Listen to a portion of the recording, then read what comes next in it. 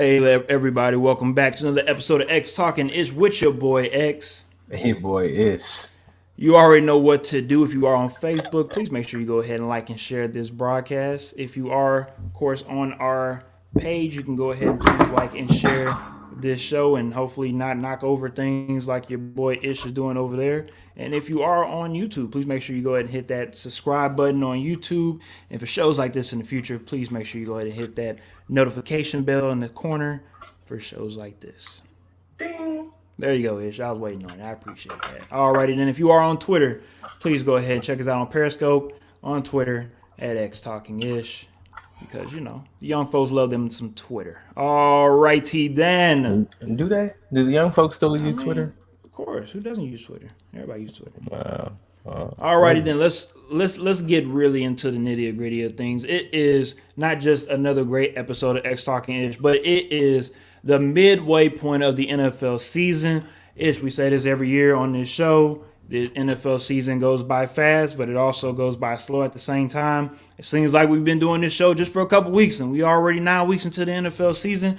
So with that being said, I wanted to make sure we give our fans a very special treat. And I wanted to bring back on some very special guests who joined us before the season started and wanted to make sure that they put their names down on the board to let everyone know what their team were going to do in this upcoming season. So let's go ahead and bring those beautiful looking people back. And we have, of course, Casey McKinney from Just Another Football Show. And we also have our gentlemen from Men Are Men podcast, Morrice and Donavon. I appreciate all three of you guys for joining us tonight. KC. I don't want to talk about the board. We're going to talk about the board. We're going to talk about the board. Let's just pass on the board. Mo and Donavon, I appreciate y'all for being on. How y'all doing tonight? Oh, I'm doing great. You see the shirt I'm wearing. If for the people that can't see, he has a Cowboy shirt, even though, of course, they got kind of disrespected at their own stadium, which, let's be real, they've been doing that ever since Jerry World been built, disrespected in their own building, but that's another story for another day. We'll talk about that very, very shortly, my friend Donavon. Other than that, like I told y'all, I appreciate y'all for joining us. Let's have a hell of a NFL Week 9 recap. Let's talk about, of course, what we saw in this wacky Week 9 NFL season where it seemed like if things could go wrong, things definitely were going to go wrong on Sunday. And if you did a parlay, majority of the time that parlay did not hit on Sunday, I'm assuming, because somebody messed it up. If it wasn't the Jags, it probably was the Broncos. If it wasn't the Broncos, it probably was maybe the Browns. Who knows? But at the end of the day, it was a very crazy week, and we're gonna get right into it. Let's pick up where we left off at yesterday, of course, on Monday Night Football. And besides, of course, the game that got affected a little bit by the referees, let's talk a little bit about what happened towards the end of that game with Marsh from the Chicago Bears, his unsportsmanlike conduct / taunting call. Let's have a roundtable discussion about it right quick. How do y'all feel about the call? Was it a legit call? Was it something that did alter the whole game? Or was that something that you can still play through and try to win that game? Ish, let's go ahead and start off with you. I mean, it's hard to say that it cost them the game. The way that they were playing, the way that the Pittsburgh offense was able to move the ball. I don't know that it necessarily cost them the game per se, but it was a big call. It did affect the game though. It affected the momentum, it affected the morale of the team. But I don't know that I can go as far as saying that it cost them the game. I think that they still had every opportunity to win that game and they weren't able to pull it out. So while yes, it was a very big call. Yes, at the time I was really frustrated because how I support Justin Fields, and I do like the Chicago Bears a little bit. So I was really pissed off at the moment. But then I looked at it and I thought about it logically, and I just said, yeah, you still had every opportunity to win that game, and you just didn't do it. So And I think it was kind of a reflection of the overall game, really. Like, yeah, they started coming back at the end, but overall, I think Pittsburgh deserved to win the game. I definitely agree. On that one. KC, what's your thoughts?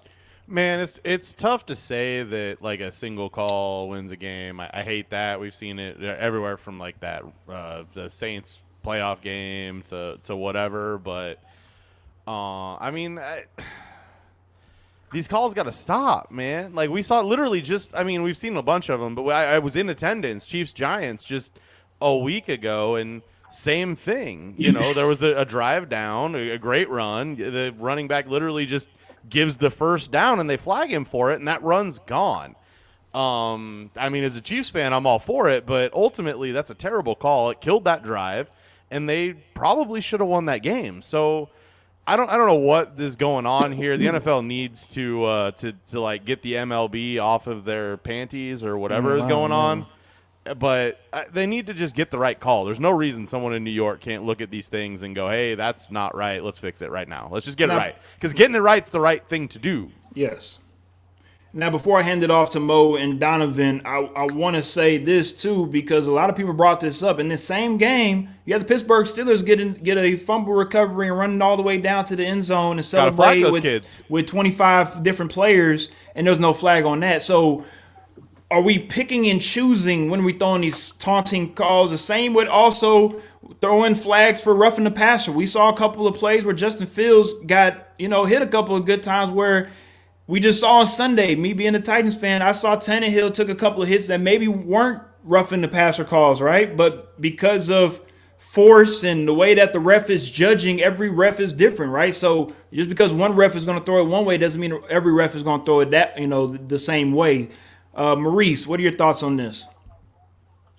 I think we need to find some type of way to differentiate, what actually is taunting and what's not. Because like you said, it's a passionate game. So these players out here battling out, 4 quarters, talking crap to the opponent.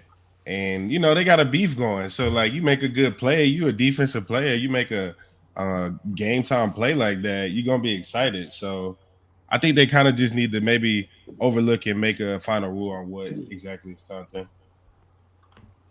Donavon? I mean, it was a big play.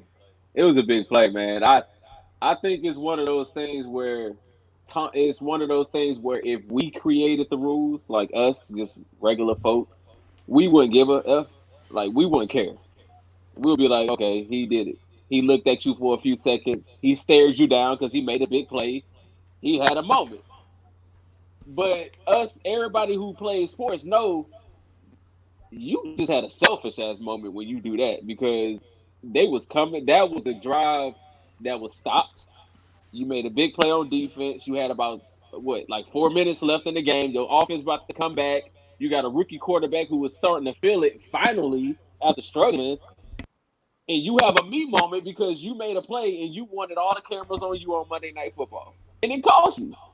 So it's a stupid rule at one point because if I was creating the game, I wouldn't care. I'd be like, hell yeah, put the camera on him. That's what we want to see. But in all reality, we know that that's something that the league has been pushing. They don't want you to do anything towards the other sideline, towards another player. And he literally did it. And there's no leadership on the team because one of his players is like slapping him on the butt while he's staring at the sideline. Like it's also a lack of leadership. I think the Chicago Bears did what they were supposed to do. Be the Chicago Bears. It's also a team that passed on him. Beat them. Casey? It's also a team that passed on him in the draft. I'm going to stare you down. You didn't pick me. So I just made a play. I just shut you guys down. Like, I don't know. That's he's a hype player because he just got moved up from the practice squad that same day. He made a big play on Monday Night Football. Let's be real. The kick obviously wasn't the problem. And like Donavon was saying, you had a lot of guys that were continuing to hype him up after the bicycle kick. And even though it didn't look malicious to us, and it probably wasn't malicious, because of people that don't play sports, that make these rules in New York and sit in offices with suits on, when they make these rules, nobody takes account of this game being a very passionate game, and people at times are going to get a little excited, and it's very unfortunate to have a product like football that we have in America that, let's be real, majority of people like the sport unless you want to add your political views into it and all the other crap. But majority of the time, the NFL is the number one sport in the United States of America. So with that being said, the way that the NFL, I feel like, goes about policing their players is the same way that the MLB does with not promoting their players. It's so counterproductive. It doesn't make any sense to me, but it's just one of those things where I think it will get tweaked in the off season, and we'll see next season that it might not hopefully get called as much. Anybody else got any thoughts on this before we move on? No. Alrighty then. I appreciate everybody's thoughts on that. Let's go ahead and get into one of those wacky games, and let's be real. Ish and I talked about this game on the pre-show. We were all in on the Bengals. We were all in the Bengals because we wanted them to bounce back from that Jets loss, right? We felt like, maybe the Browns weren't going to come in focused due to the OBJ stuff that's going on. But it seems like at the moment the Bengals, let's remind people just 3 weeks ago they were the number one seed in their division, and now they trickled back to the last place in their division. And it seems like at the moment they don't know how to handle success. So I just want to hear you guys' thoughts on this game. Do you feel like this is a game that the Browns can gravitate on and being able to say, hey, we want a very, very tough divisional game and we can take this and keep on moving forward and learn from this? Do you also see maybe the Bengals starting to trail backwards a little bit? Is this young rookie or this young core on offense, is this going to start maybe slipping a little bit in the second half of the season because they're still new to the NFL? I want to hear you guys' thoughts. Let's start off with Morrice. Mo. It's still early in the season, man. I mean, Burrow, he had 2 interceptions, but I think he's still a pretty solid quarterback. It's like you said, just the second half getting started. The Browns had a little thing going on with OBJ, but overall, I would honestly probably go Bengals over Browns right now, me personally. Donovan, what you got for us? I'm not a Browns. I'm not big on the Browns. I don't think they got enough to be serious. I mean, they could probably win 8-9 games, but with Baker Mayfield and those weapons, I mean, nah. They had a good, inspiring week. I'm sure they was inspired after OBJ left, but I don't see much coming from them. I think the Bengals is kind of just a team that's not really sure on how they gonna be yet. I think they're still a year away. And Cleveland's just a better team, caught with a momentum push after Odell left, and they caught them. And the Bengals, I think we thought they were better than they was a few weeks ago because they started off hot, but deep down, they're a young team, man. You got Joe Burrow, who I don't even think he has 16 starts. He probably doesn't even have a year of starts yet. Mm-hmm. He has a rookie receiver who didn't even play last year. And that's who they relying on to win numbers. I mean, I guess to get to the Super Bowl. Yes, sir. Yeah, I don't know about that one. I think they got talent, but I think they at least a couple. I can't even name player on their defense, to be honest with you. So I think they're a couple years away. KC, what you got for us?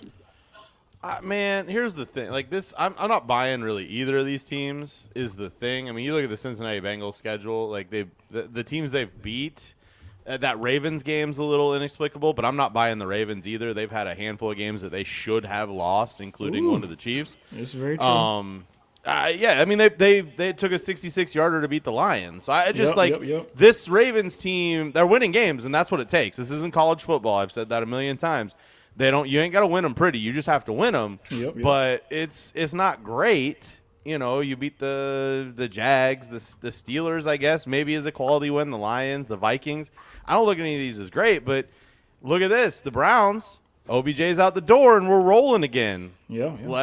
I'm just we'll see what goes on this week. They got a single running back in the room. They're going to have to bring in either somebody or bring a fullback up from the practice squad if Nick Chubb can't go this week. So it's a different thing looking forward a little bit, but I should have seen it. As soon as OBJ's out the door and you don't have to force targets, you can play your game, you can run the ball. Mm-hmm. That's what they did, and that's what happened. So this Browns team sort of found what they're supposed to be doing.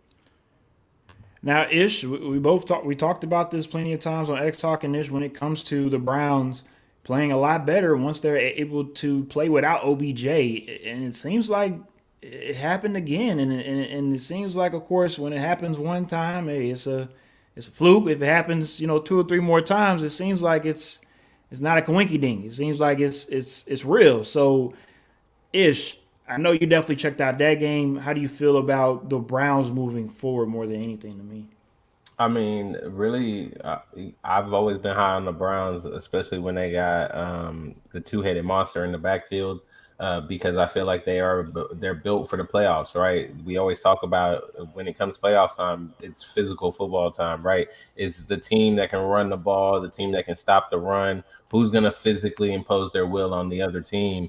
And I just feel like the Browns team, they're built for that. The problem that they're going to have this year, to me, and why I've kind of gone back and forth on picking them and wondering like where they're going to be as far as ending this season, is the injuries. I mean, they have been just decimated by injuries week in and week out. I mean, at one point, I remember the entire secondary was on the injury report, right? So this team, like Casey was just pointing out, they only got one running back in the room at the moment, and who knows if he's going to be able to go, what they're going to do in that situation, who they're going to bring up.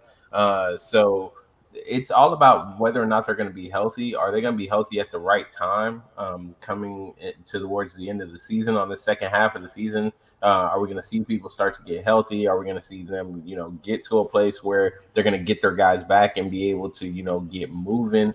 But it was a really good sign just seeing what they were able to do against this Cincinnati team that, like you said, both of us have been really high on. And I think a lot of people have been really high on. For me at the moment, the AFC North is kind of who wants it, because it seems like no one actually wants that division at the moment. Everybody just kind of playing around. Whenever they become the favorite, then they drop a game or two, and then the next person becomes the favorite and they drop a game or two.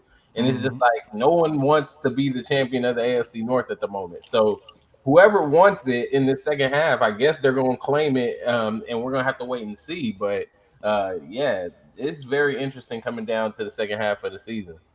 Now, I'll just, of course, add my little 2 cents. We'll move on from this game. Like I said a couple weeks ago on our XtalknIsh Facebook page, I just still cannot get a read on the Browns. I want to believe in them in times when they win certain games, and then I want to, of course, give up on them when they lose to the Kyler Murray list. The coach. My bad, your boy. Your boy from there you go, Kingsbury, the Cliff Kingsbury list Cardinals, when they come into Cleveland and they don't take care of business. I feel like that's a game that you have to capitalize on. They didn't do that, and just looking at Cleveland, it just doesn't, to me, it doesn't seem like they were going to and want to take that next step this season. And guess what? That's okay, because let's be real, the Cleveland Browns haven't won anything since the 60s. So they're not going to disappoint their fans. They've been doing that for 60 years anyways. It's the Browns need to continue to keep building what they have so they can have a resume in 4 and 5 years. They can say, hey, we're ready to be what the Chiefs have been, what the Titans are trying to be. And with the Bengals, we've already talked about this again on the show, Ish. I've already said the Bengals are going to go to the playoffs next season because of what I see. It was going to surprise me if they make it this season. It still will surprise me if they do. So they have another half of the season, of course, to play. But with the Bengals, from what it looked like to me, they have a lot of lapse of judgment throughout the game because I just feel like that they're young. They're going to learn from this, the good and the bad, and hopefully we can see the best of Joey Burrow and, of course, Jamar Chase. All right, let's go ahead and get into this weird game. We'll talk about this very briefly. the Bills and the Jags, of course, the Bills were a team in the AFC that a lot of people felt like were going to go to the Super Bowl or at least make it to the AFC Championship game to contend with whoever in the AFC. But this is a bad loss. This is a very, very bad loss. And if you are a part of Buffalo Mafia, Buffalo Mafia, Bills Mafia, everybody need to get thrown through a table at the moment because we're not going to use the corny Josh Allen did this to Josh Allen every damn play. We're not doing that. Like everybody wants to wear that damn quote out all weekend long. But when it comes to the Bills, let's talk about them right quick. The Jags are not doing anything this season. They're just hoping that Urban Meyer don't get fired in the middle of the season. But with the Bills, are they going to maybe fall off the cliff we were hoping to see them excel on? Because we were hoping for them to take this next step this season, right? And it seems like Josh Allen is kind of having a Patrick Mahomes type of season where we're kind of looking at them like, hey, this is not who we thought you were going to be, right? So before we get into that, we want to get into the comment section with Cody Chapman. He says, good evening, fellas. I appreciate you, Cody, for tuning in. And, of course, with this team, with the Bills, everyone, I'll give it to KC. Are the Bills who we thought they were? Or are they bad as we thought they were? Here's the thing. And I'm mad. I'm big mad at the Bills. They kicked me out of my eliminator pool this week. It's not. I'm real mad. I held on to them. I thought I was just easy move on this week. This is bad. I also bet the Bills in the preseason have the best record in the NFL, so this is them getting back at me. But let's take a look here at the Bills. The Bills wins.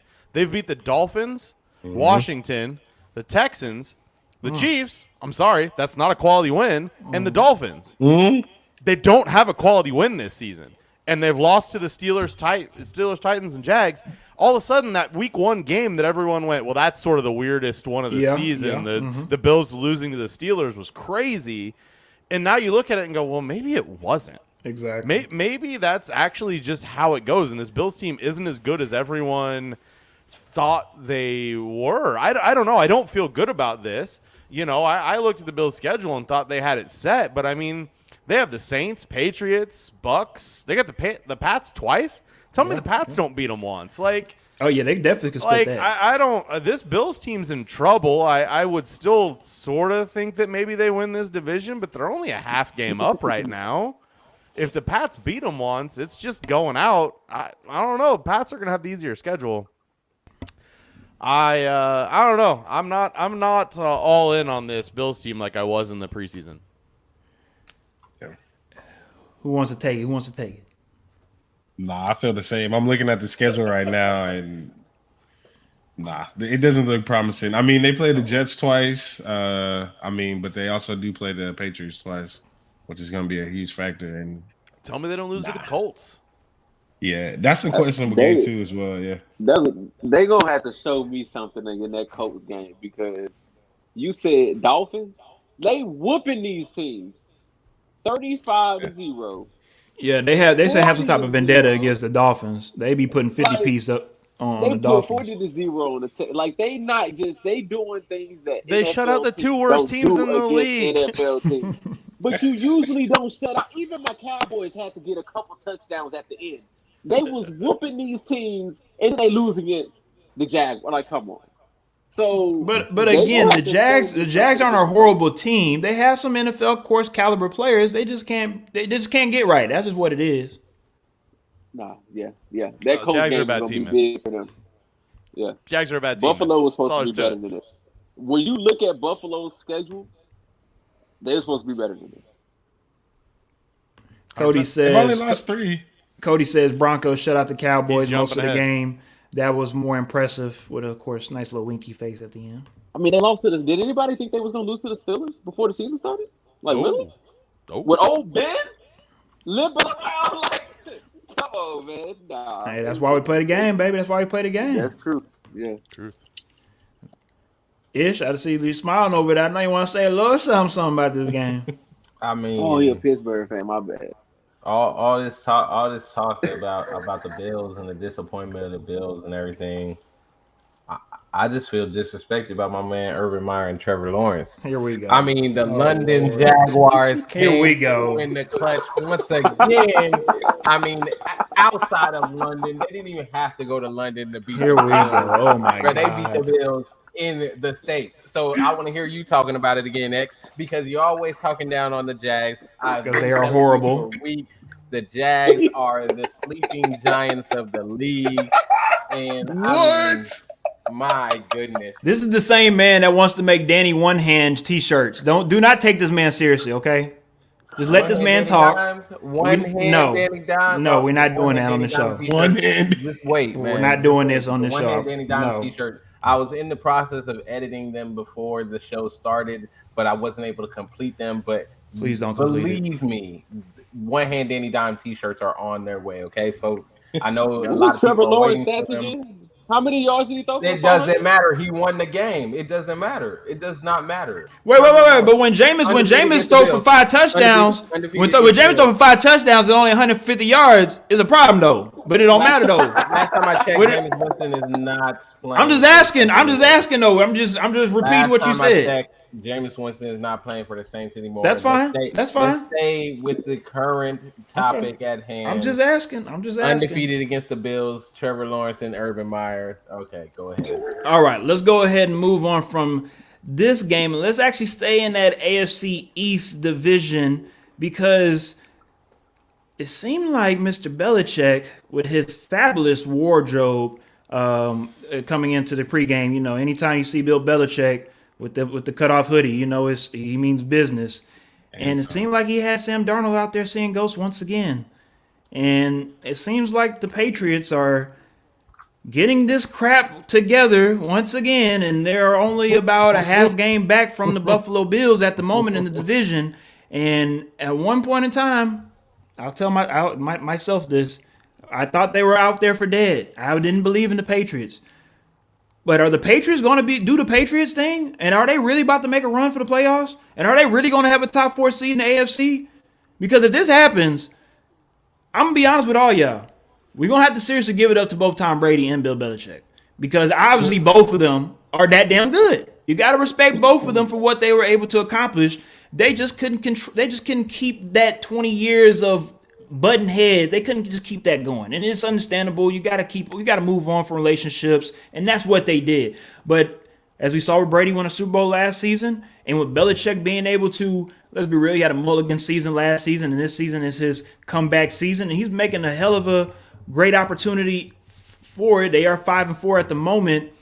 With that being said, round table, will the Patriots find a way to make a second half run and make the playoffs? KC, I want to hear what you're talking about. You look like you just love You look this like question you got right it. now. I love and hate it. this conversation at the same time. Here's the thing, though, and it's the thing that I keep doing. I know we've seen teams lose to bad teams or beat whatever, how it works out. The Patriots have beat the Jets, Texans, Chargers, and Panthers. Tell me they're a good team.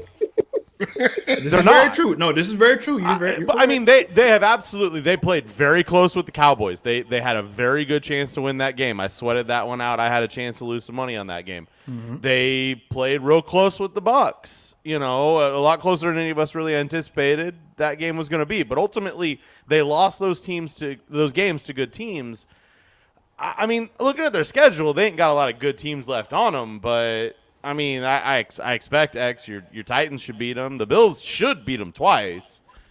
Browns. I don't know. I think the Bills. Weekend. I think the Bills split that. I don't think the Bills. I agree with you. I wouldn't be surprised if the Bills split with them, but I don't know. It's tough. I mean, what's it take to get in the AFC? Is it 9? Is it 10? I think going it's to probably take 9. I think it's 10. I just want to point out. If playoffs started today, they would be in. Yes, that's correct. Yes. That's correct, and I don't really want to take that away from them. I looking at their schedule, it's not a lot more than that, but I don't know. I just can't buy into this team with the wins that they have right now. I'm having trouble believing. That's where I'm at right now. Here's the problem that you have, Casey, and I think this is the problem that a lot of people are going to have with trying to say that you back this team, right, going into the second half of the season. They currently sit at 5-4. Like I said, playoffs start today. They're in the playoffs. But what we don't see when we talk about that is the Browns are sitting at 5-4, currently on the outside looking in. The Bengals are sitting at 5-4, currently on the outside looking in. The Broncos are sitting at 5-4, currently on the outside looking in. And even the Kansas City Chiefs are sitting at 5-4 on the outside looking in. So when you think about it, you got 5 teams that are tied with the same record at the moment, and all of them are going into the second half of the season. When you're looking at this, when you're looking at these teams, not to mention the Indianapolis Colts are sitting right behind them at 4-5, and they're on the outside looking in. And they look more impressive right And now. they look more impressive right now, right? So, like, there are a number of those teams that I look at and I say, I'd probably pick one of these other teams over New England on this in the second half of the season, just to have a better second half, right? Now the question I have for you though is the teams that you're speaking of. You talking about the Broncos with Vic Fangio. You talking about these other teams in AFC. Later on in the season, coaching matters, right? So you're gonna take a Vic Fangio team over a Bill Belichick team? I'm just asking. Does coaching matter? I mean, it does much? though. I mean, it does. And when you're looking, okay, let's just analyze this remaining schedule, right? You play Cleveland, which you're currently tied with in record. So, are we thinking they're going to beat Cleveland? I don't know. It can go either way. You got Atlanta, number one run offense against a very good run defense, so it's going to be an interesting game. You got Atlanta, which you expect, even though it's on the road, you expect that to be a win. If you don't win that one, that's the game you're looking at later in the season to say, yeah, we should have won that one. That's why we're not in the playoffs. Then you follow up with the Titans, who have been on a roll of late, right? So you got the Titans, which you think probably not going to get that one. You got the Buffalo Bills, who we were just talking about, and that one is going to be an interesting one because that's the first one of 2 that you have against the Bills. So you need at least one of those, right? Then you'll have your bye week. You have the Colts, who, again, sitting 1 game behind you. You got the Bills again. You got the Jaguars, who are the sleeping giants of the league. And then you finish off with the Dolphins. So to me, I just don't have faith in this team as far as getting enough of what they need, because a lot of the games that they need to win are actually head-to-head games with people who are vying for a playoff spot. I respect it. Donavon? I mean, I can't get excited for none of these AFC teams. It seems like they just beating up on sorry teams. Every team we just talked about, they didn't beat the Dolphins and the Jags. Like, I don't even know in the Texans. I don't know what else to say. The New England Patriots and all is going to have to show me. They're going to have to show me more. I feel like these AFC teams. The issue is they're all the AFC conference is not great. It's really not good. We thought the Titans were good, and then they lost Derrick Henry, and then outside of that, I don't think anybody can really say that any of these AFC teams are going to win the Super Bowl. I mean, to be honest, I think if anybody has I would put my money on the NFC Super Bowl line right now. Yeah, like I would put all my money, like my house. I would bet my dog. I would put everything. I would be the one to do the opposite. I don't know. I'm just saying, the AFC, one of these teams can punch the NFC right in the mouth, and you'll be surprised. Yeah. We know you're talking about your dang. Damn right, you know who I'm talking about is. You're talking about your Titans. Just go ahead and say it. I'm only gonna put my money on Lamar. I'm not putting my money on no damn Ryan Tannehill. I'm not. That's perfectly fine. Ryan Tannehill might have more playoff wins than Lamar Jackson, so you can do what you want. Hey, you can all you want to. That's facts, baby. That's facts.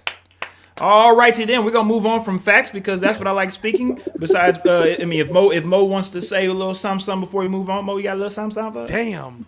I think it's still early, man. I think people do need to put a little bit of respect on Belichick's name, man. This guy is a good coach, and coaching does matter. So I mean, You're a hell of a coach. You know what I mean? He did have Brady, and people can argue, if you got Brady, like you don't have much to coach, but like it's still some stuff that Belichick has put in place in the Patriots system, and I think he's gonna pan out. I don't see him going to the Super Bowl though.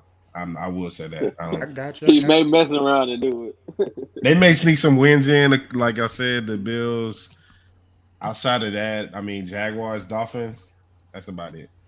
One thing I will say though, I'm not a Patriots fan, but I did read a book a couple weeks ago, and it's about the 20-year dynasty run of the Patriots called "It's Better to Be Feared."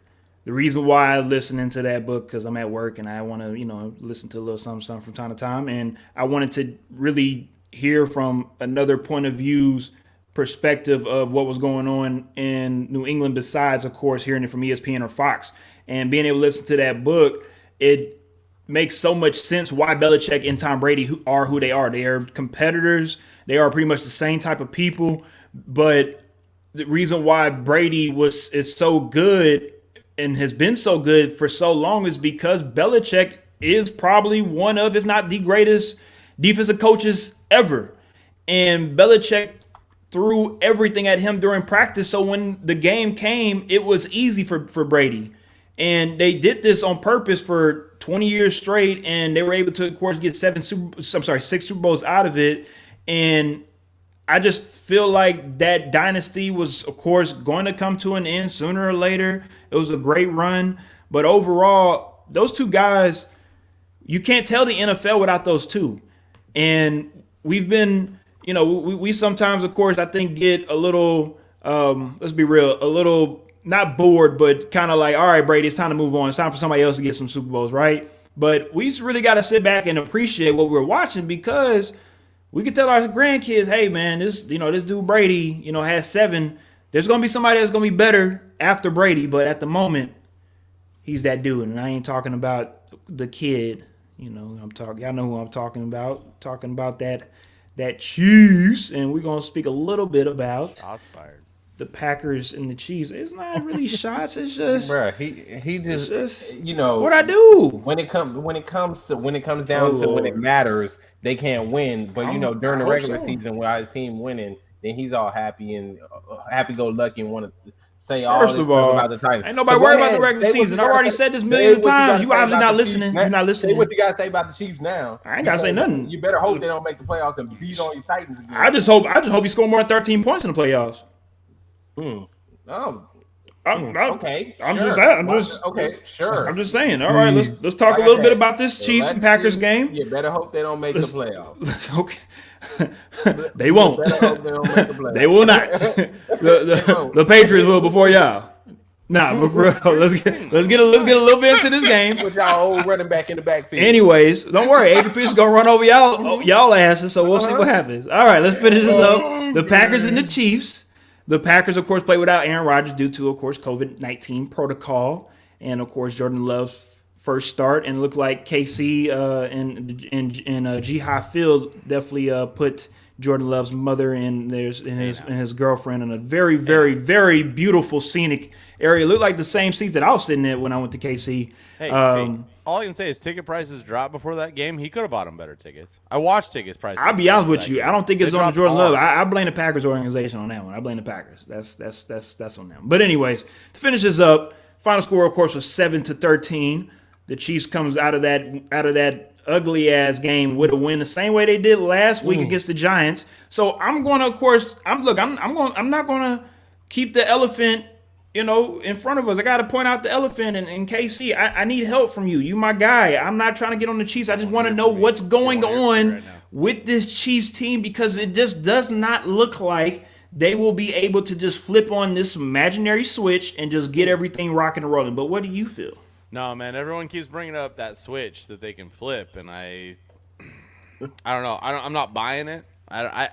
I think the takeaways from this game are more on the other side. I think Aaron Rodgers knew what he was doing going into sort of throwing his fit and saying he was going to hold out.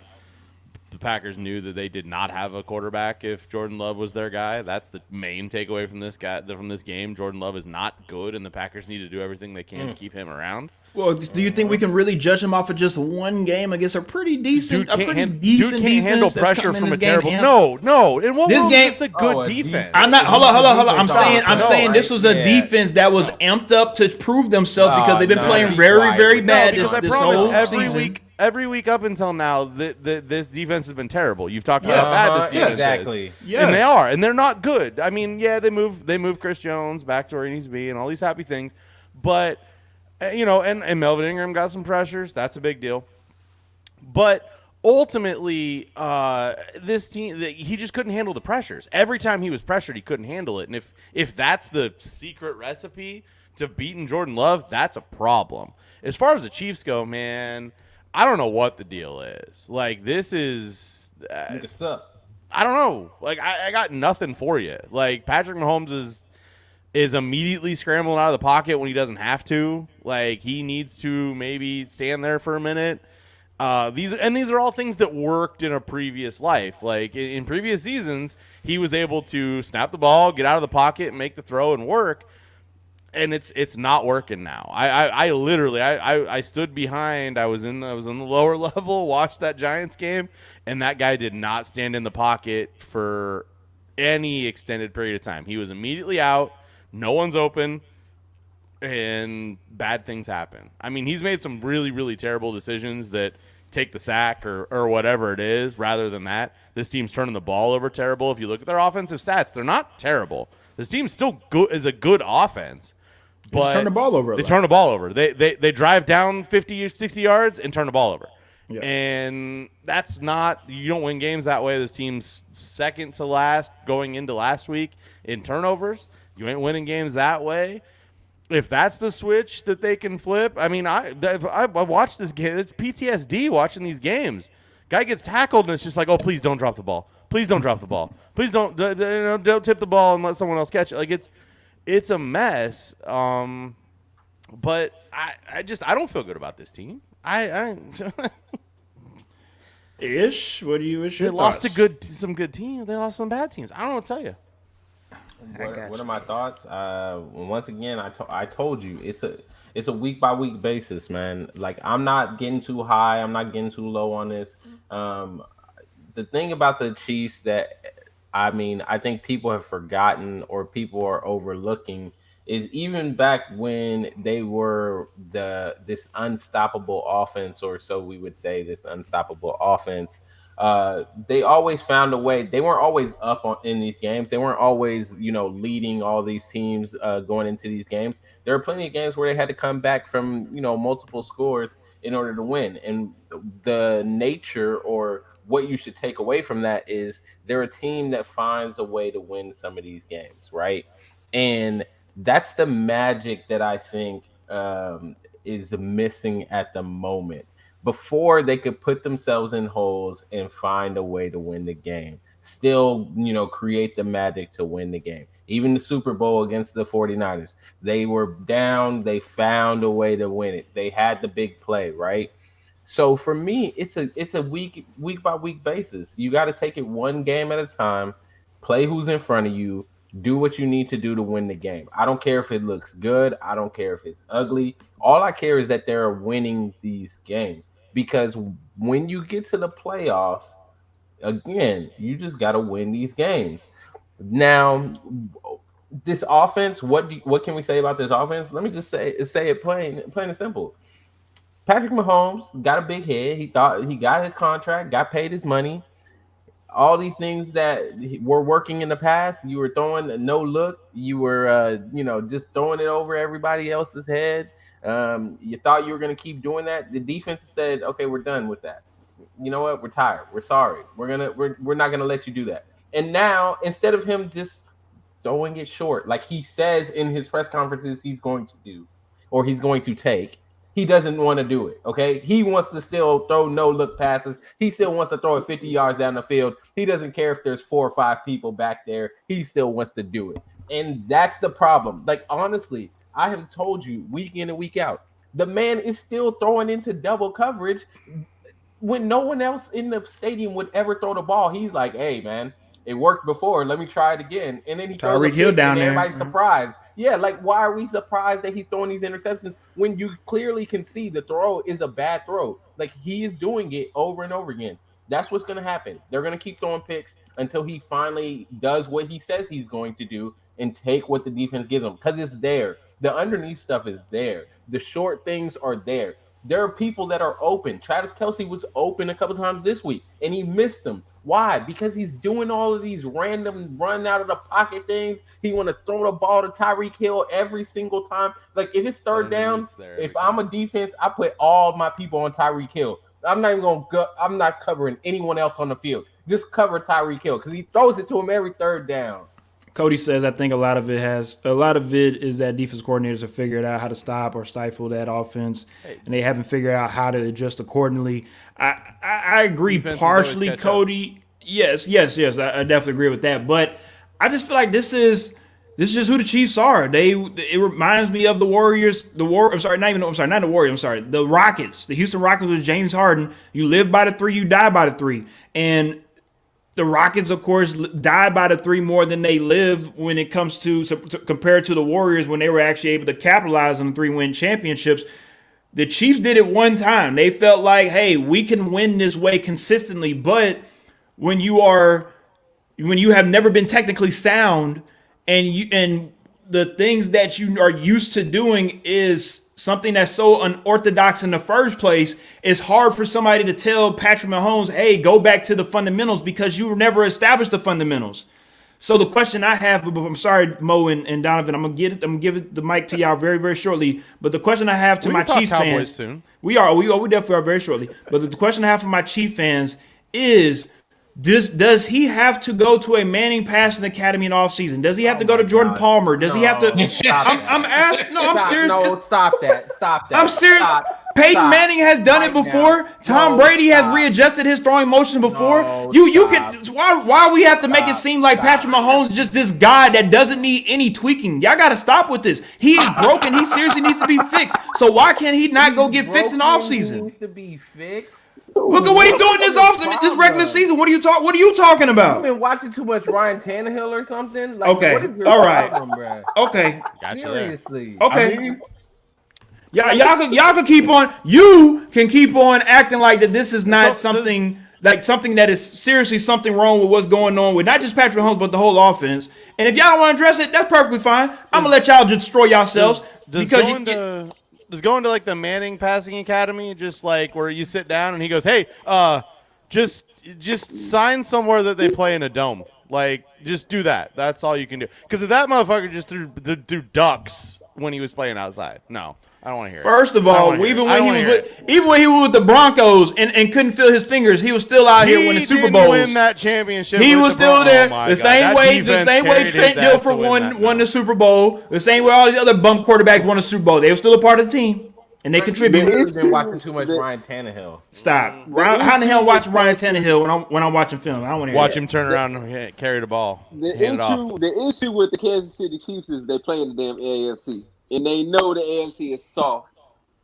And they got Patrick, they got the best tight end, and they got arguably one of the best receivers in the league. They're okay. They ain't look like everything that has been kind of said against them is they're turning the ball over. Well, I think they can fix turning the ball over. Patrick, stop trying to be superhero. Thank you. That's gonna solve that issue. No Manning camp needed. It don't matter. It sounds like a Cowboy fan and y'all Chiefs fan living in the past, so it makes sense. You want to pull up? Y'all living in the past. It's perfectly fine. I got it. Now, this ain't Jameis Winston. Now, he hasn't had a history of turning the ball over now. So he's just trying to be superhero. All right. Calm it down. That's perfectly fine. Let Patrick throw 30 interceptions this season. That's fine. Because the division is weak. The conference is weak. So it's fine. Again, why are we not understanding and comprehending? Look, most of y'all have played football before. If you turn the ball over, I don't give a damn how good you are as a team. You will not win many games. It is not that hard. Football is not a hard sport to understand. And y'all got to stop with this, oh, just because they turn the ball over don't mean it ain't going to make it to the playoffs and make a playoff run. Stop. Casey? I just want to point out that Sean's got the point over here in the comments. 0 turnovers. And they didn't cover the spread against a Jordan Love-led Packers. So, I don't know. Like, I'm not still 100% sold on what's going on here. But, yeah, don't turn the ball over. You got a better chance of winning games is 100%. Of course. And Lee says, of course, 0 turnovers that game is the only takeaway I got from the Chiefs offense that game. Cody Chapman also says, I think a lot of it of it is that defensive coordinators. Oh, my bad. I already read that. I apologize. Lee also says Manning camp doesn't fix 6 out of the 10 picks being legitimately drop passes. Look, I got that, Lee. It's just jokes. Y'all gotta stop being so literal. Sorry, Cody. Yes, they are. And Cody also says, watch it, but AFC West isn't weak. You should know that. Yes, they are. Yes, they are. Maybe y'all have to talk about that in the post game. Turns out. All right, let's go ahead and move on from that game, and let's talk about America's team. All right, let's talk about it. Let's talk about a team. Talked about the Packers. Let's talk. We already talked about shots fired. Oh, Shots fired. Let's talk about a team that wanted to represent the armed forces this weekend with a beautiful red stripe down the right side of their helmet, and they go out there and put on a pitiful performance. And what just baffles me is this franchise want to be America's team, and every time they go out here and try to emulate America, they just let us down. I don't understand. I don't get it. Can somebody help me out? I'm gonna throw it to Donavon. He's the Cowboys fan. Explain to us what happened against the Broncos, please. Please. What happened? Take your time, sir. Take your time. It's evident what happened against the Broncos. They have a rusty quarterback. It's simple. So if you want me to panic after watching 7 games of flawless quarterbacking and then 1 game after 2 weeks off of pretty average, below average quarterbacking, and you want me to believe that I'm going to continue to see that moving forward, because that's the only reason they really lost this game. Dak Prescott missed open receivers. Dak Prescott missed open receivers. He missed Sadie Lamb a couple times, and they dropped a couple passes after, as well as a result of not having any momentum from Dak Prescott. Dak Prescott has to play better, but Dak Prescott is in this season is 70%, almost 70% completion percentage. Do I think he's going to play that way again? No.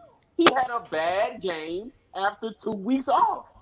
It's a simple explanation if you actually have watched the Cowboys for the entire season. He had 1 bad game, and that was against the Denver Broncos, who was an underrated defensive team. And that's really what it was. He missed some passes at the beginning of the game. They could have put some points on the board, and we all know Denver would have folded if that would have happened. He missed those passes, and that's what happened. Lee has a quick question. He says, my question is, why are you down 30-0 with 4 minutes left, a hurt, limping Zeke, and injury-prone Dak still on the field? Shocking to me. Also, Cody Chapman says, I didn't miss a snap of that game. They got outplayed. McCartney got out-coached. Lee also says defense got to take some blame. Y'all let the Broncos drop 30 by the 4th. I'm about to ask the comments Did Theodore not throw for 249 and a touchdown against? Wait! You know, hold up, everybody. Hold up. This man is giving Teddy 2 yards. Some respect. So I need everybody to tune in to Ishmael, because this is the first time in life that this is going to happen. Yes, please. Because let me just ask the question. Bruh, you over here talking about Dak Prescott. Oh, he missed. He had a bad game. Bruh, Theodore threw for 249 and a touchdown against y'all. Y'all were down 30-0. So I don't want to hear this Dak Prescott blame. Like, this defense came out and played shocking against Theodore. Like, y'all let Theodore do that to y'all? Theodore. You say 250 like that's great. I mean, it's great for Theodore. Yeah, exactly. I mean, it's great for Theodore when you're out here throwing 5-yard routes. It's good enough. Good enough. It was good enough, but good enough to put 30 up. Team played bad. Come on now. Didn't nobody? But I'm just trying to understand why all this blame for Dak. Like, everybody is always so focused on this offense when this defense, like, you can't play against this Broncos team that has been struggling. They were struggling coming into this game on offense, and for you to then say, like, wait, hold on, Brad. Let me look at this game. They scored 17 the week before, 14 the week before that, 24. This is their highest points they have scored all season.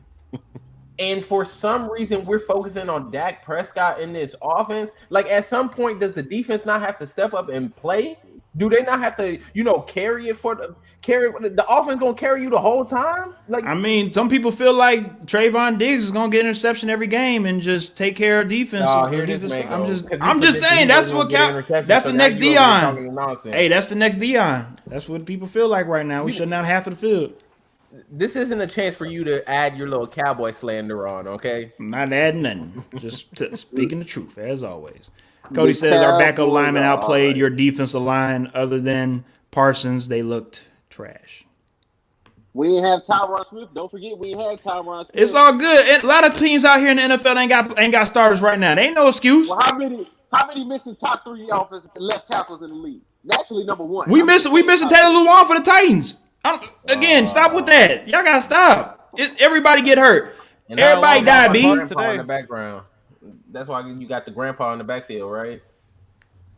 Again, the grandpa gonna get us 600 yards and he gonna take us to the Super Bowl. We got Tony Pollard. We all right.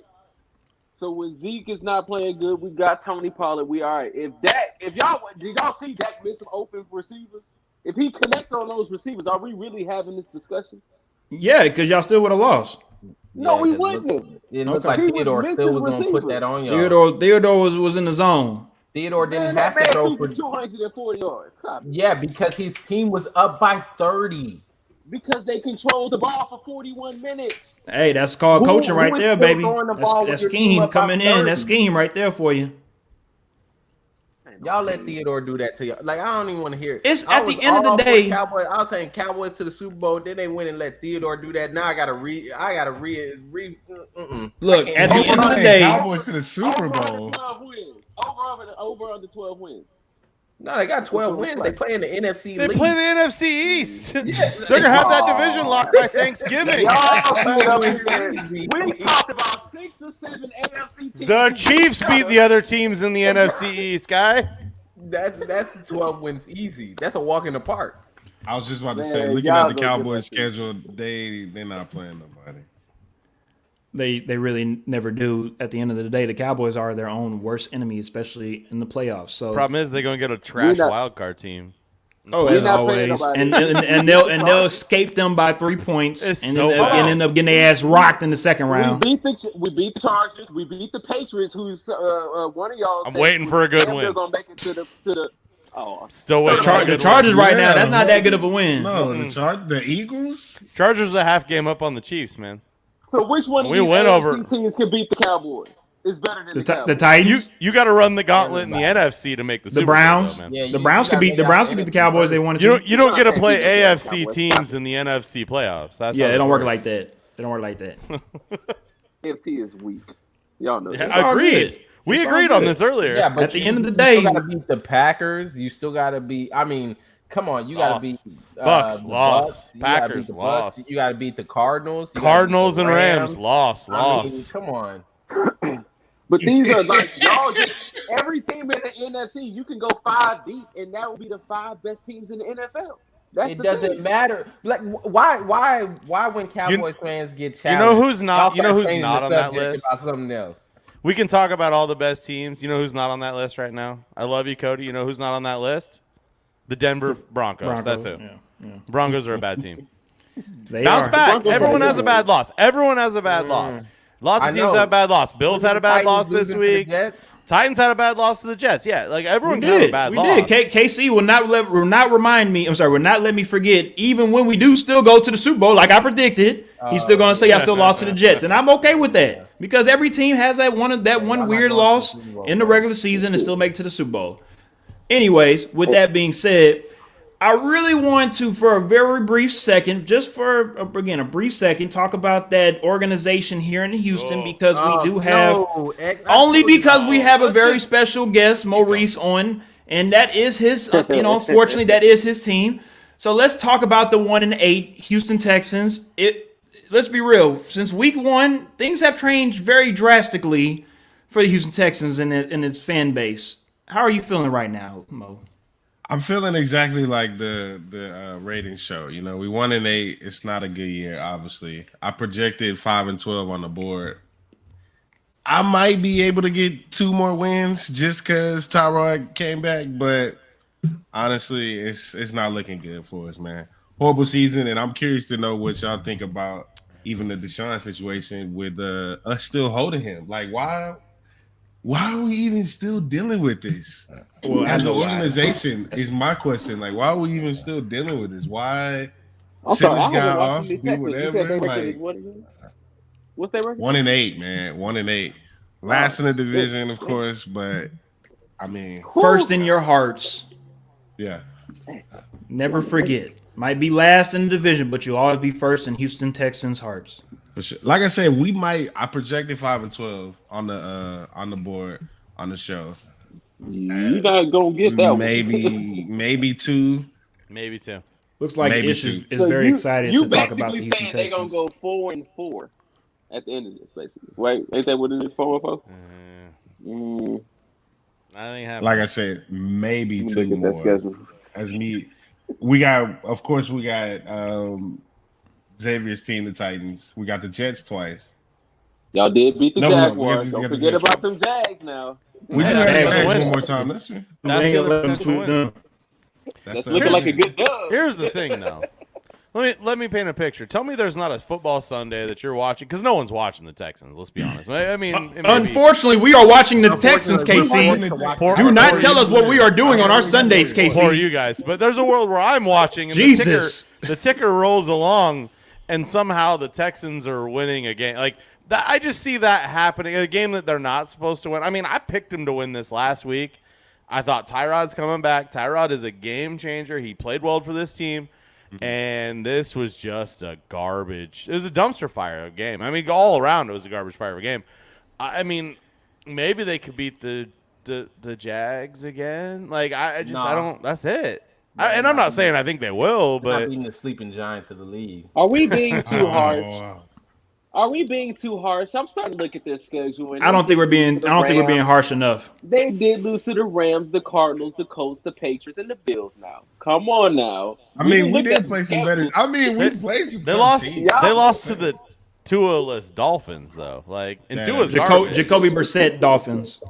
That's Like, well, maybe it's an upgrade for the Dolphins. I if I'm agree. being I said that as honest, well on but- our show. Apparently, Ish feel like Jacoby Brissett is trash, but he's an upgrade to me from Tua.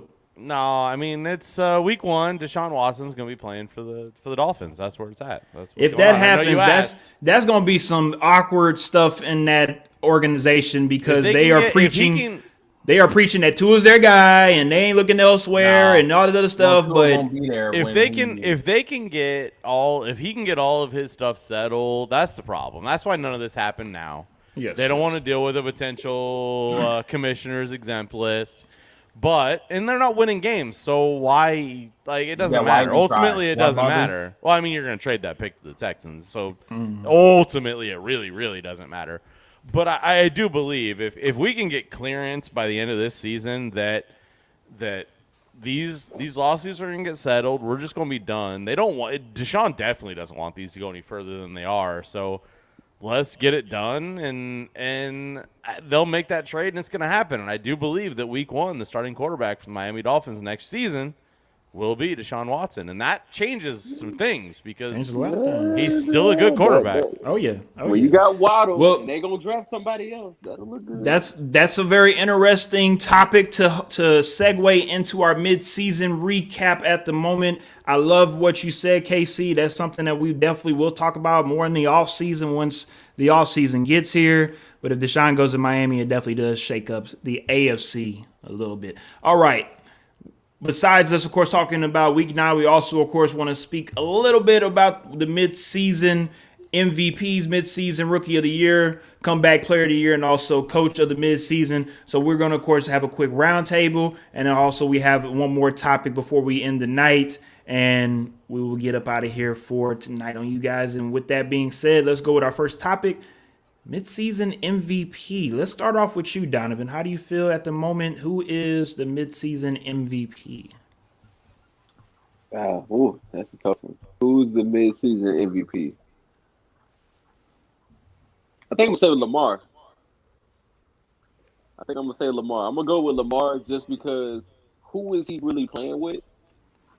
I know the tight end has a name.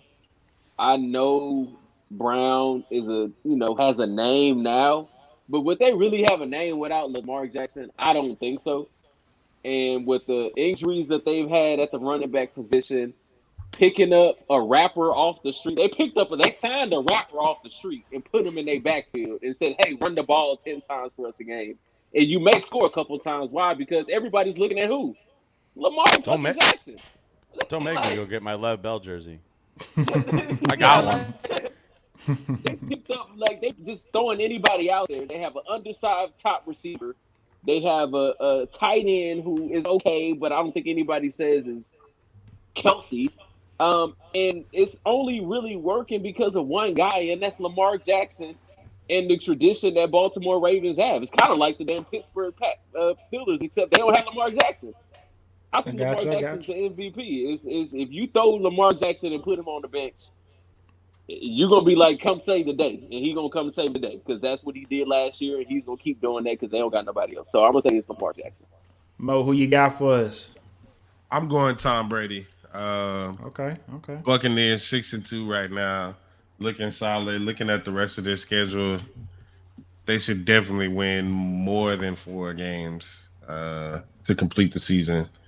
And I mean, of course, we on this Brady train right now, saying that he didn't need Belichick and all this outlandish stuff. So I think that's a mid-season MVP for me. All righty then, KC, who you got? I'm gonna go with it too. I'm taking Tom Brady. I'll spoiler alert. Check out Just Another Football Show on Friday. We're doing our top and bottom 5 teams of the league. I got the Bucs at 1, and it's Tom Brady. I get they lost that game to the Saints. It's just a couple weeks now in the rear I think that was view. just one of the divisional exactly. matchups. I will chalk that up to a divisional matchup. Those teams always play close. We got the guys on those teams that hate each other. It's fun to watch. Yes, sir. So I'm just sort of going to throw that away. It's Tom Brady. I mean, you could talk me into Kyler, but I just think that team's going to lose some games going forward, and they're going to sort of fall down the way. So give me Tom Brady. I'm taking Tom Brady right now. I think with Colt coming in and doing what he did last week kind of hurt Kyler Murray's MVP. Didn't help, that's for sure. Definitely didn't help. All right, Ish, who you got? It was gonna be Kyler Murray until Colt McCoy came in and did what he did. That just killed his chance of being the midseason MVP. So unfortunately, although it pains me to say it, I have to go with Tom Brady as the midseason MVP. Hopefully that changes because, yeah. You hate to say it, right? You just love that pick. I hate to say it too. I'm so surprised. You hate to say it. I mean, everybody hate to say it, but I mean, Before I go with my answer, let's go to comments right quick. Cody Chapman says Lamar, he's the reason they're winning. That defense isn't good. And Lee also says, got to be TB12 on pace for 6,000 yards. I mean, good grief. I'll just say my 2 cents. Hey, at the end of the day, I might joke around with, of course, calling him a running back. But at the end of the day, you got to respect this man, Lamar Jackson. He's able to do what he's doing without these running backs that are supposed to, of course, be there.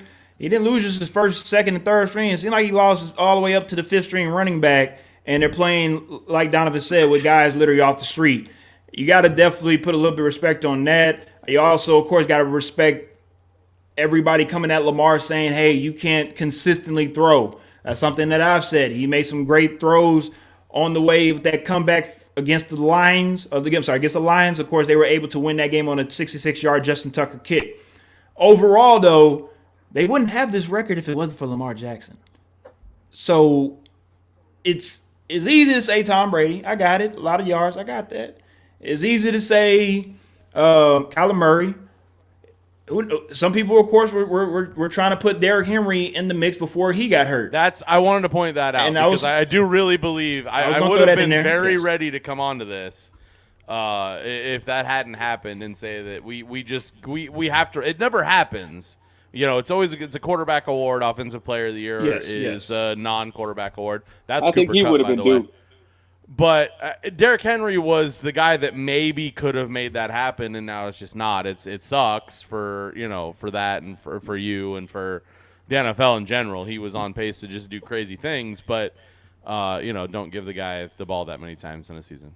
But I don't think. Let's be real. I don't No, think it's. I I know. don't think it's the usage. I know you're just joking. You're trolling joking. you. I I'm know. giving you shit, yeah. It's just unfortunately. No, it sucks. It really It's does. just not an unfortunate injury. I don't love look to at it see- as anything. I love I to just see a world that we get a running back that hits MVP. I mean, it's been what, Todd Gurley? my that was my maybe thing was there. last It's been a season. He while. ran for. Let's remind people because a lot of people don't really care for the running game apparently anymore. But he ran for 2,000 yards last season. The reason why he didn't win MVP is because, of course, let's be real, it's a quarterback award at the moment. Yeah. And if he was able to run for another 2,000 yards this season, he was definitely going to have some eyeballs on him in that MVP race. It's pretty much over with. He's going to be out for the rest of the season. It is what it is. But let's move on and let's get to the midseason Rookie of the Year award at the moment. It could be offense or defense. Ish, let's go ahead and start with you. Mac Jones. Okay. I mean, it's Mac Jones. These type of awards are always quarterback awards. Like we were just saying about MVP. By far, he's been the best rookie quarterback out there. It's got to be Mac Jones, man. I mean, look at what he's done with the Patriots. I don't think a lot of people expected the Patriots to be where they are. It's only once the Patriots get to a certain level, then people say like, oh, well, it's the Patriots. But let's be honest, before the season started, no one was really expecting them to do what they're doing right now or expecting him to be playing as well as he's been playing. So, yeah, Mac Jones, man. KC, who you got? I mean, let's not forget these are two separate awards, and Micah Parsons is probably the odds-on favorite on the defensive side of the ball. That's just an easy pick to maybe get a W though. We'll see what happens over the next few weeks. I mean, Jamar Chase is he didn't have a great week this week, and it's a week-to-week award. We're gonna follow it and see what happens. I do think that by the end of the season, there's a world that New England makes the playoffs, and I think there's a world that maybe Cincinnati drops a bunch of games and just doesn't quite get there, which really gives Mac Jones the advantage. So I'm gonna go with Mac Jones, but I'm a guy that loves to take a good running back Rookie of the Year. Josh Jacobs should have won it a couple years ago. I hate the Raiders, but damn, he should have won that award. Najee Harris is going to get the ball a lot in Pittsburgh over the next 7-8 weeks, and let's watch out. If he busts out and scores a lot of touchdowns, puts up a lot of yards, and the Steelers manage to maybe sneak away that wild card spot or even that division's up for grabs. Who knows? Maybe could be him. I got you. Mo, who you got? I'm gonna go with Mac. That was a good choice. Obviously, looking at the numbers, he's thrown almost 2,100, I think, yards or something like that. 7 interceptions. Like I said, the Patriots kind of being taken for a joke with this whole Tom Brady leaving situation, Belichick not being a quote unquote good enough coach, whatever. But Jones as a rookie is looking pretty solid. If I had to go running back, it'd probably be Harris. I just don't like the Steelers, though. That's the thing. I got you. My Got you. friend's a Little Steelers fan. personal I just feeling. don't like the Steelers, bro. Like I just it's Love it. Just that team, but nah, he pretty solid though. I'm not gonna lie. I like the way he runs. I got you. Donavon, who you got for us? I think that's easy. It's Micah. It's Micah, man. If you look at the situation, I'm gonna if I say I'm gonna draft somebody, and I'm gonna draft this guy who did not play at all last year, and I'm gonna say, hey, we're counting on you to change up the defense. We're not gonna have DeMarcus Lawrence, and we need a spark, and you're gonna be that spark. And we're not even gonna play you at your natural position. We're gonna put you on the line for half the season and say, go get the quarterback. And he did it. He got 5 sacks. And I think he's definitely the defensive player, the defensive rookie of the year, because he's not just a rookie. He's turned out to be pretty much a game changer. Somebody that I think even 8-9 weeks in, I think Atlanta, to be honest with you, I think when they game plan, number 11 is going to be in their game plan. And that's hard to do as a rookie. Usually you can pick on rookies, and I don't think you can pick on Micah. I think you can count on Micah to kind of be around the ball, and their game planning for him, which tells you a lot about his talent. He was he's 6'3", 240, and I think he ran like a 4.4 in his pro day. So that wasn't just hype, which is a lot of people. That wasn't just shorts on the field. He brings that on the game field as well. You gotta pull the comments up because he's not got you, wrong. Casey. It's I never got you. gonna happen, but he's not wrong. Lee says I gotta go. Creed Humphrey, best center in football statistically. It will easily best never rookie lineman, happen, but I go but he's Najee and Mac. so honestly. good. Yeah, I mean, let's be real. Unfortunately, linemen don't Never a thing never that gets happens, the but respect goddamn, that he has they're played supposed so to. good this year. It is what it is. Of Hold course, I on. know. Why not? Wasn't Travis Frederick really good back in the when he first came out? I understand what he recognize was. It's I understand just what not- he it's was, just but not it's how it just not an works. award that offensive lineman win. That's all. You gotta play for American That's all. team. I got you. Oh, here we go. Here we go. Yeah, if you want to be disappointed, that's fine. All right, I'm going to say my little 2 cents on Rookie of the Year. I'll just keep it short and sweet. I've got to go with Cowboys Michael Parsons. I got to agree with Donavon when it comes to being able to come in there and bring in a spark and bring in a breath of fresh air on that defensive side of the ball, and pretty much the Cowboys on the defensive side of the ball, letting him run that defense. It looks like it's very special with him and Diggs trying to revamp that defense. And if the Cowboys can continue to get better throughout the season, yes, you can definitely see them as a contender in the NFC. But if that defense is not coming along, it's going to raise some question marks with the Cowboys going into the postseason. All right, let's go ahead and go with comeback player of the midseason. I'll go right to Donavon on this one because let's be real, we already know who the hell he gonna pick. So go ahead, Donavon. You said player? Yeah.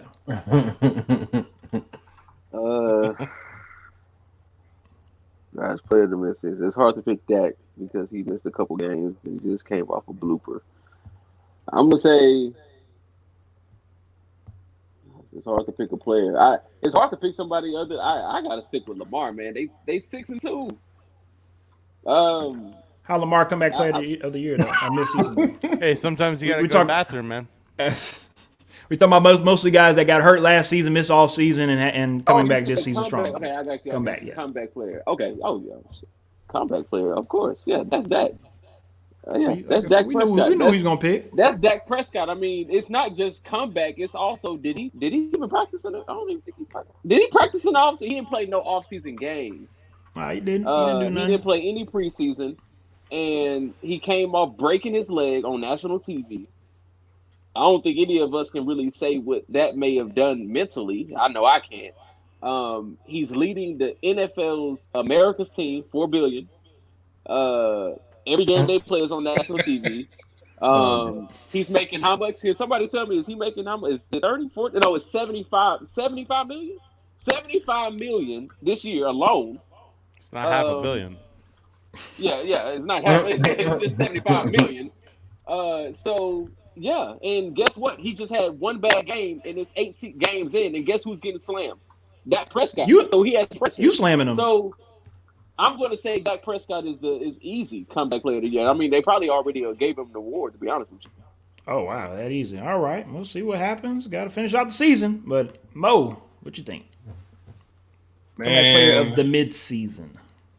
I don't know. I would say Saquon Barkley, but I mean, What? He ain't exactly come back. What? yeah. So, I got him on 4 fantasy teams. He ain't exactly Dude. come back. Yeah, Yeah. Casey's Danny not too Dimes happy about leads the that. team in rushing.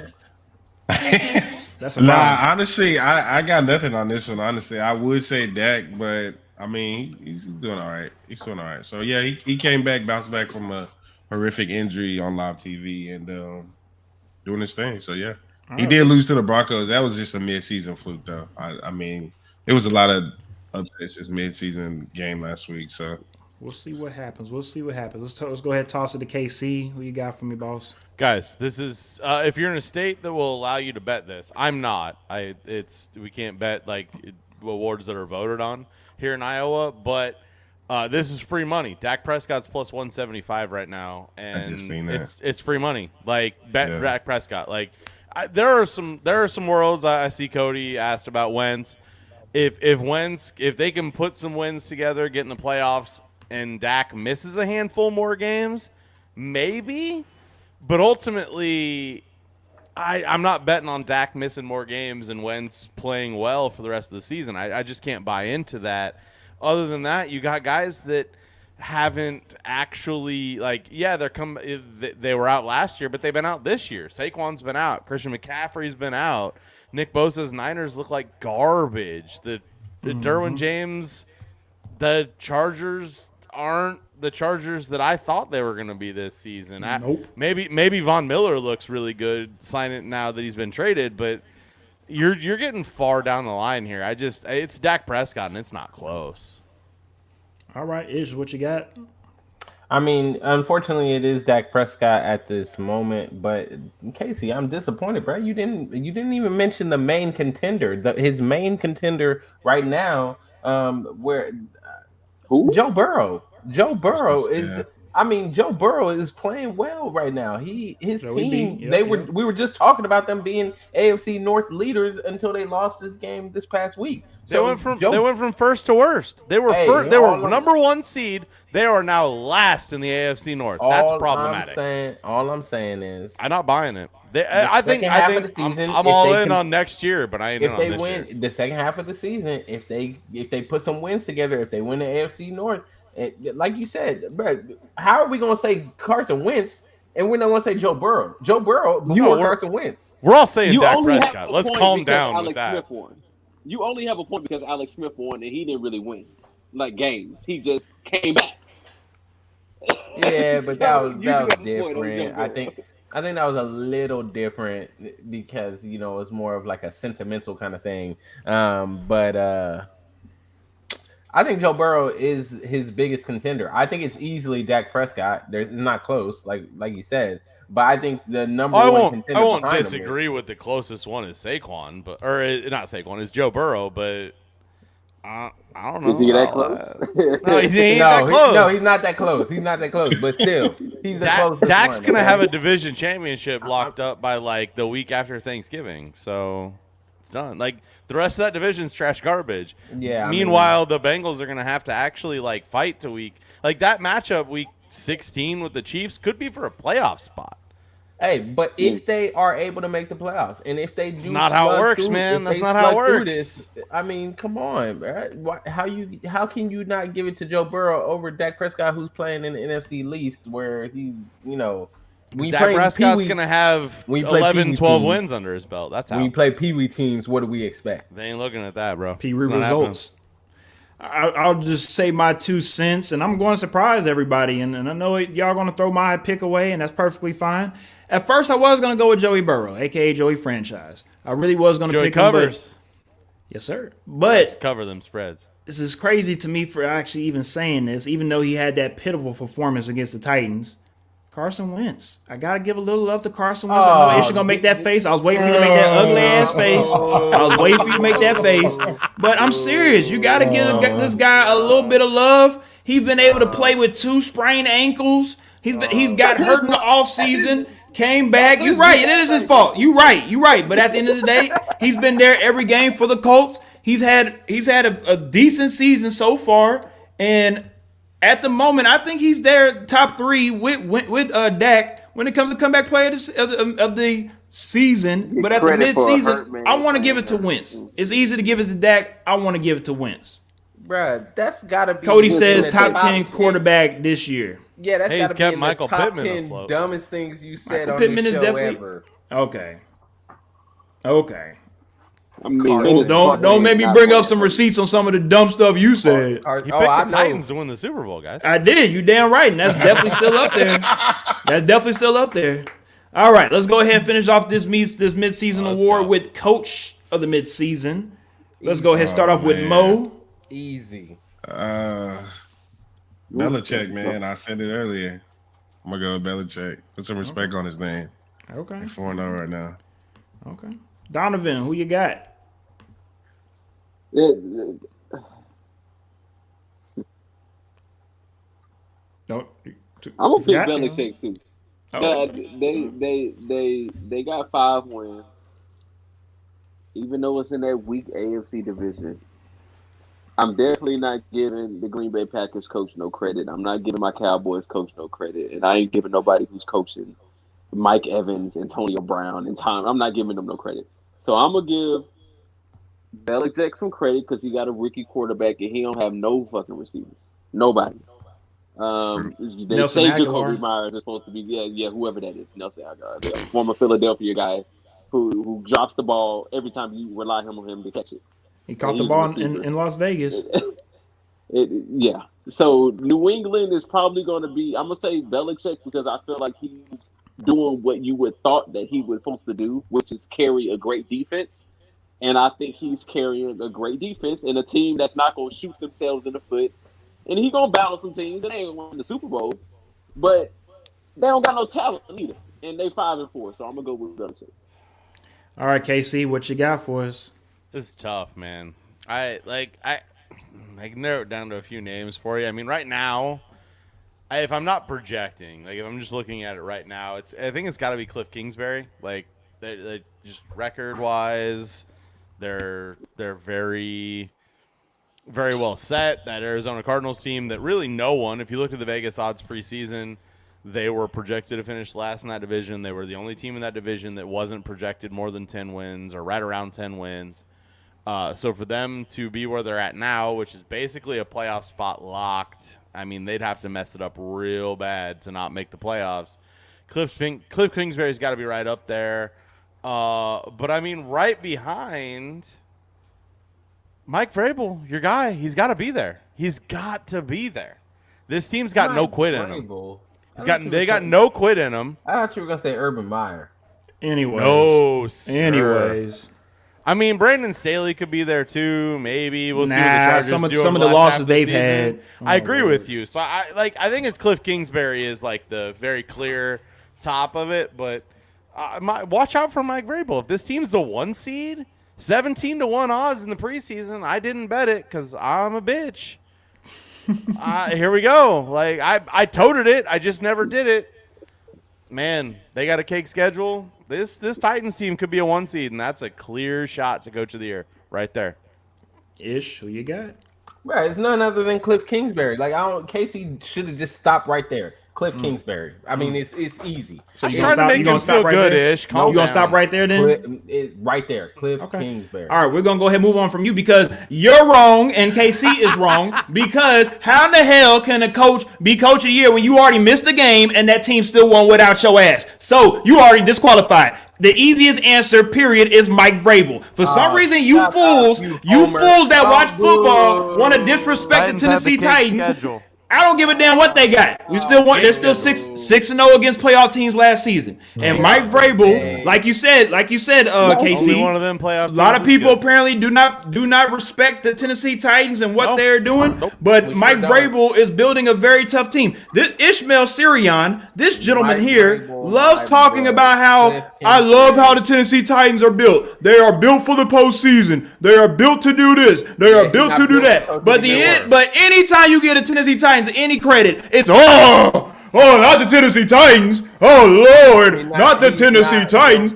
So that's your opinion. That's your opinion. We're gonna go right to the comment section because obviously Cody Chapman know what the hell he's talking about. He says Vrabel easily.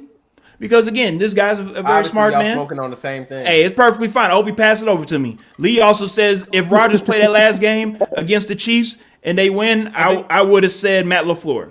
I think by the end of the season, it's Vrabel. Like the pick right now is Kingsbury because the way that the Cardinals are sitting and where they're at. But projecting down the line, the Cardinals are going to lose some games. They are probably going to end up a wild card team. If I had to bet on it right now, I think the Rams they still win win the that division. division.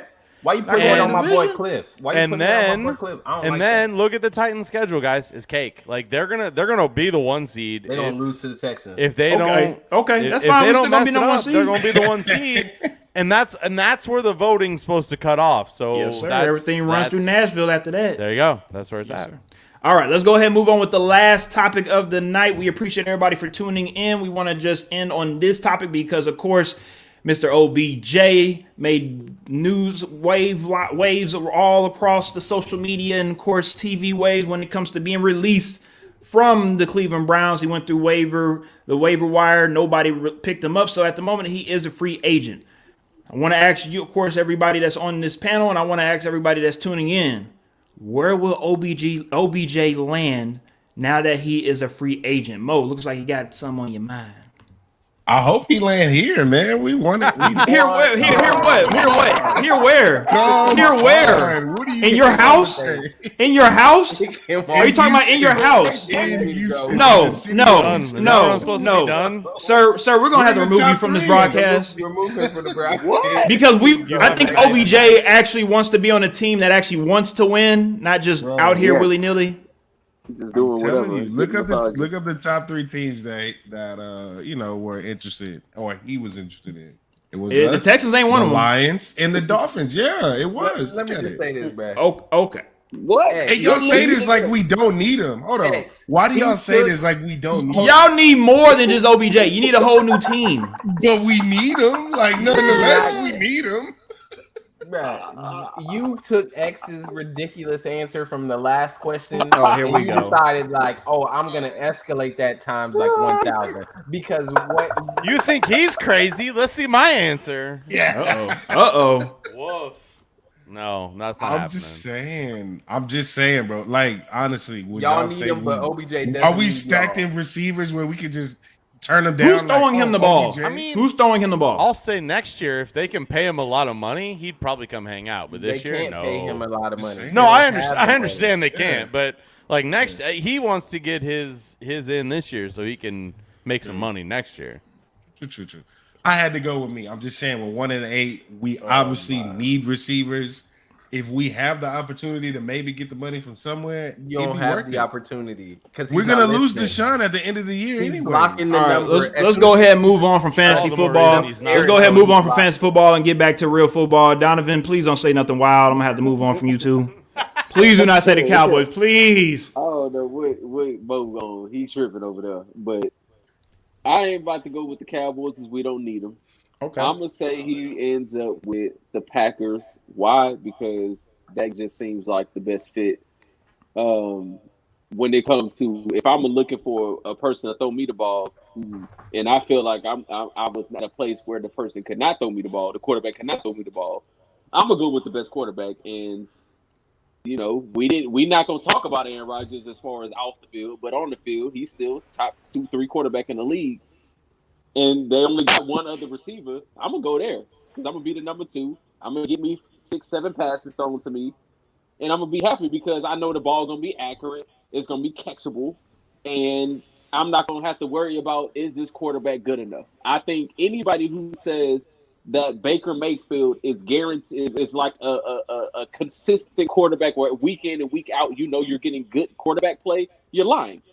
But Aaron Rodgers is going to give you week in and week out good quarterback play. So if I'm a receiver, I'm going to go there. I ain't going to the Saints and to the Seahawks and play with them. I mean, who the hell? The Seahawks, Russell Wilson ain't even healthy.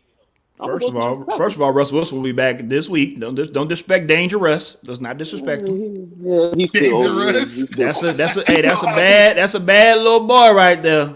They say he broke up a potential dynasty. That's just what they say. I mean, he probably did. He probably did, but that boy's still dangerous. So, with that being said, I appreciate your answer, Donovan. Let's go to KC right quick. Let's hear your crazy answer. Don't make me go get my Russ jersey either. Oh, that's sneaky. Uh-oh. I got one. I really do. I mean, he wants to go to the Packers. They say he wants to go to the Packers, and I think ultimately it's sort of up to Aaron Rodgers on whether or not he goes to the Packers. Oh, yeah, I know we've had a lot of talk this week about the Aaron Rodgers situation, and that's not what we're talking about here. But ultimately, all the decisions right now go through Aaron Rodgers because that ownership base, the GM, all that stuff. Understand, especially after this week, if we want to hold on to Aaron Rodgers next year, if we don't want to be completely screwed because Jordan Love looked like garbage, absolute garbage this week. If we want to hold on to Aaron Rodgers, the only way that we're going to do it is winning a Super Bowl. We're going to listen to what he has to say. 100%. Ultimately, though, I don't think it happens. I think he ends up with the Seattle Seahawks. Ooh, that's a smart man right there. I think Russell Wilson slinging in the ball, put him in there with Little Tyler locked on the slot, DK on the other end. Yes, sir. That's Can't lose. That's deadly. Can't lose. That's deadly. I think it's the Seahawks. I really do. I'd like to hear what Ish has to say, but I wouldn't mind him lining up on the other side of Tyreek Hill. Please don't say I Casey. think Oh it Lord, here we happens. go. Here you go. I don't think it happens. I don't think it happens. Y'all can't have every wide receiver, Casey. But let's just cut Josh Gordon loose and let's sign Odell. I don't think it happens. I think it's Seattle. Seattle is the answer. It's the answer I'm giving you. All right, I appreciate that, Casey. What you got for me, Ish? Well, I thought about this a lot. At first, when I saw the news, I thought, Kansas City, go ahead and make that call. But then I said to myself, we don't need another receiver in there with the Josh Gordon situation going on. So then I thought about it, and I was like, I'm gonna give an unpopular opinion here. I know he said he wants to go to a contender. I know there's a lot of talk out here about the Packers, and I hear the Seahawks being floated around. I know the Saints were trying to get a trade for him before the trade deadline. But he's going to the New England Patriots.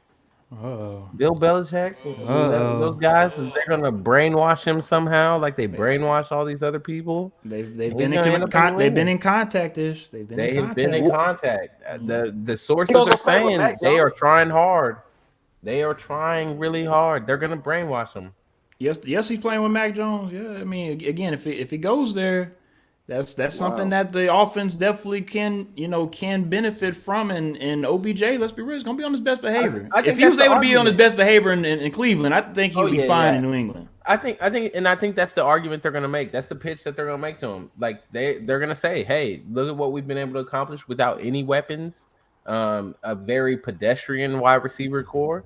I mean, you're going to come in and be automatically number one. You're going to elevate this offense. And we've got a guy that, some have already said is the next Tom Brady.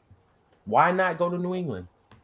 It makes sense. Let's go to the comment section right quick before I give my teams. Travis Crowe says maybe Raiders after the Ruggs situation. I like that. Cody Chapman also says in terms of where he should go, Green Bay. Travis Crowe also says Rodgers won't be with the Packers next year, so that's a no from me. I think he's only signed a 1-year deal. Exactly. That's where I wanted to hop in here. This is a 1-year deal. That salary cap's going to jump up between $20 and $30 million next year after having all the fans in the seats and new TV deals and all of that. So this is a let's let me look really good and be able to sign. I mean, he's going to be up against a Devontae Adams next year, so he ain't getting the best deal next year. But he's got to go to someone that's going to make him look good so he can sign a long-term deal next year, which is why I don't give no cares about how long Rodgers is going to be around. I'm signing through this year. Yep. And the Raiders, they already took care of their problem with Ruggs. They signed Deshaun Jackson. Yeah. That takes care of the deep threat. They're fine. It's okay. I just want to read this coming from Cody Chapman. He says, why not San Francisco? I think that's very interesting. I just don't. Because they ain't got a quarterback to throw him the ball. Exactly. I 100% agree. I just think that they are content with what they got with him and Debo, or with Jimmy G and Debo Samuel. And I don't think that it will benefit OBJ. I think the Niners would love to have him. There's no world that OBJ is going there because he needs to look good. His stock isn't great right now. Not at all. Let's be honest. So he needs to look really good over the next. And we saw how many wide receivers take that cheap 1-year deal. We saw Juju do it. The Chiefs were in the hunt for Juju. He ended up going back to the Niners or to the Steelers because it was a system that he knew. Mm-hmm. We saw a lot of guys take 1-year deals because we saw the salary cap go down this year. And they were hoping that if we have a good season, we can go back next year and actually get that long-term big money deal. He's just trying to look good over the next few weeks and, maybe win a ring. Cool, that'd be great. But if he can go to a situation where it's a great situation and he can win himself, get some yards, look good, then maybe someone else is going to look at him in the offseason and sign him in. I just don't know who that is, but it's definitely not Green Bay. Or it might be Green Bay. It's definitely not San Francisco. It's definitely not. There are some teams that people talk about that I just don't understand. No, not Houston, Mo. No, not Houston. Cody says, great point, KC. Got to go where he will look the best for the rest of the year. Seattle, final answer. Let me just give my quick teams right quick, and we'll wrap this show up for tonight. like I've stated, I actually stated that Seattle I felt like would be the best fit for him. But I actually have a dark horse. And before the dark horse, I say I do agree with the two teams that are maybe the best fits is really Green Bay and New England. But the team that really should be looking at him and really I feel like would help everybody around, maybe not this season, but next season and moving forward, is the Pittsburgh Steelers.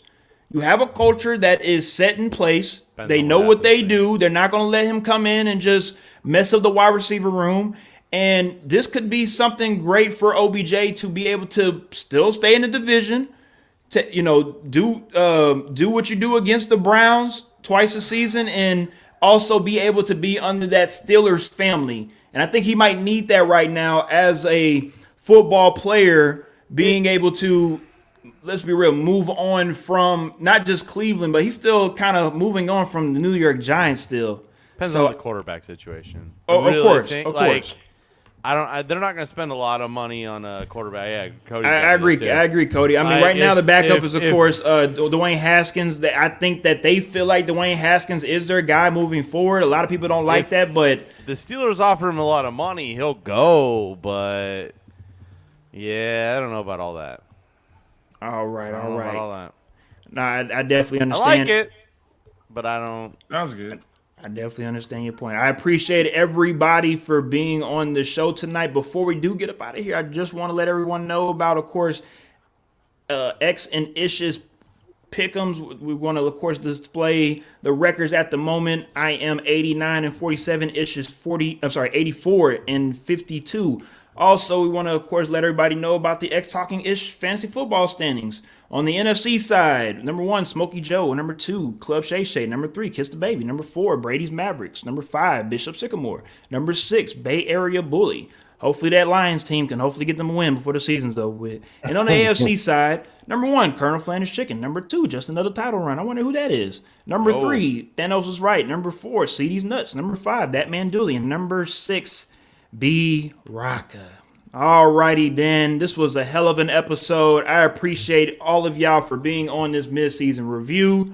I will have y'all back on sporadically throughout the season because I want to talk more about them Cowboys, Donavon, and I really don't want to talk any about them Texans, Mo. I'm just being honest, but because we love y'all, because we love you, Mo, we're going to have you on. Okay?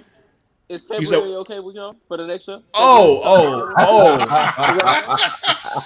Sir, you better stop playing. I'm gonna have you on the week after Thanksgiving, when after y'all mess up the Thanksgiving game like you usually do. But I'm not gonna do you like that. We're gonna maybe bring y'all back on around mid-December time frame. In case you already know you are a family member of this show, so we definitely have you very soon. Can I pop in here one time? I saw you guys' win-loss. Just want to point out there, we got some good prize packs coming together. So hop on. Just check out Just Another Football Show on Facebook. The link goes out every week. We do a pigskin pick'em every week. You don't know how to win the season. I get it. A lot of people look at it and go, "Oh, we're in week 10. I'm not winning it." No, you just have to beat me and the 2 other guys that host the show. If you can beat us a week, we will send you a prize pack. It's going to be a nice little. We got some hats. Ooh, we got some pint glasses. We're doing some things. We don't know what's going out for sure, but we got some things coming out. So come hop on our pick'em group. All you got to do, go on to ESPN. It's pretty simple. Make your picks for the week and beat us. That's all you have to do. Come out and we'll send you some swag. That's what I want to plug this week. All right. Before we get up out of here for tonight, though, go ahead and plug your show as well. Before we get up out of here, Casey. Oh, Just Another Football Show. We got a new episode coming out tomorrow morning. Very simple. We recapping the week. Little Aaron Rodgers talk, not a lot. A little bit going on. We got recapping everything that's going on, and then Friday we're coming back at everyone. We're doing our top 5, bottom 5. We do it every 5 weeks in the regular season. So we do it week 5, week 10, week 15, going into those weeks. Some thoughts going on. And then we pick all the games. We do what we love to call the 4 score. We randomly select 4 games. We pick the score on those games.